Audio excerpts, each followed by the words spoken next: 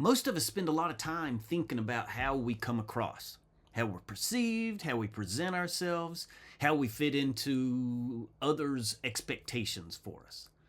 And believe me, I know it's not always the most healthy way to live or to find happiness. I know it personally. It's just not great constantly worrying about how we are perceived. But there's another way to think about those ideas in a way that does lead to good outcomes in terms of how we view ourselves and how we live and how we interact with our world. It's being studied more and more in a field known as the science of mattering. Psychologists use that word, mattering, in a very specific way. At its simplest, it comes down to two things: feeling valued and adding value. So it's measured with questions like these. How important are you to others? How much do others pay attention to you? How much would you be missed if you went away? How interested are others in what you have to say? How much do other people depend on you? This concept that sort of results from these questions, the idea of mattering, is being used in all kinds of fields these days. It started out in the realm of the soft sciences, like psychology and sociology, but more and more we're seeing it in conversations around philosophy, economics, and for sure, political science. The issue, as is so often the case when it comes to values and morals and ethics, has to do with how we view the relationship between self and community. It refers to the experience of feeling like you're significant to other people, that you're noticed and valued and needed.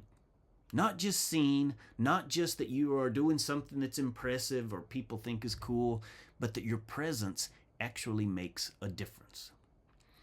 And so there's all this research being done, and studies show that when people feel like they matter, they're more resilient, more engaged with life, and they're more likely to stay connected to their work and their relationships. And then when they don't feel like they matter, or that they worry that they don't, when they feel invisible or unnecessary, then you start to see the opposite results: withdrawal, anxiety, disconnection.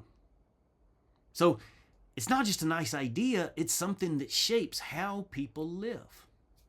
A great depiction of this you can find in the classic holiday movie, It's a Wonderful Life.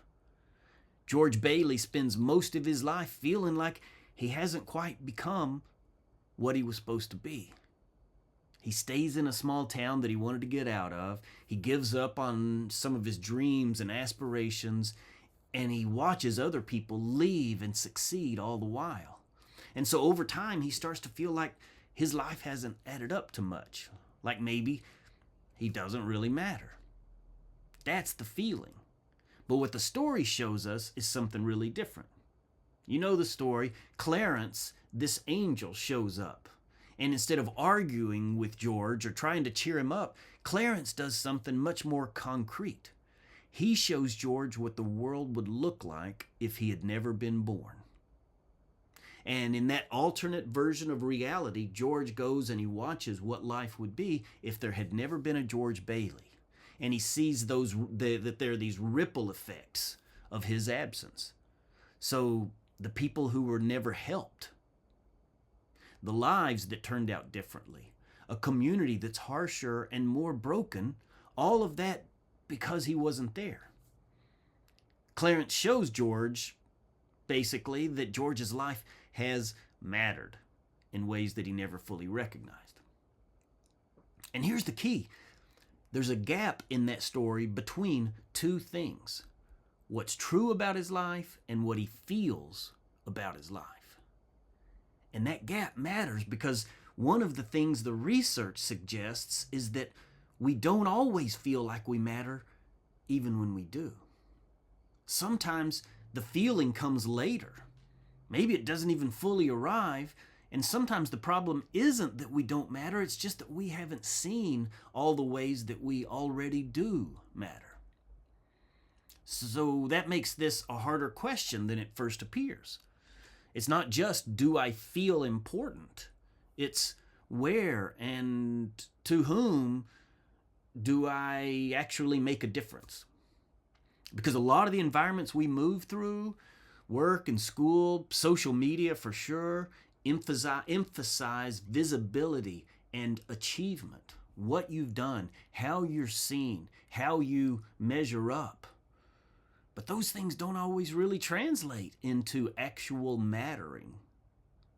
Think about it. You can be highly visible and still feel invisible.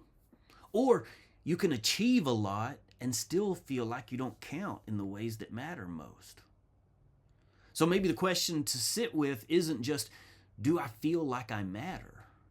It might also be, where do I already matter, even though I don't fully see it yet? And here's one way to start noticing. Pay attention to where people rely on you, even in small ways. Who reaches out to you? Who looks for you? Who relaxes a little when you show up? Those moments don't always feel important, but they're often where mattering is actually happening. And one last thing, if you want to feel like you matter more, don't just wait for that feeling. Look for a place to make a difference. I'm not talking about some huge dramatic difference, just something small. Check in on somebody. Follow through. Be someone another person can count on. Because the feeling of mattering often grows out of those moments, not all at once, but over time. So instead of asking only, do I matter, you might start with something simpler. Where can I show up in a way that matters today? And then see what might begin to change. Thanks, y'all.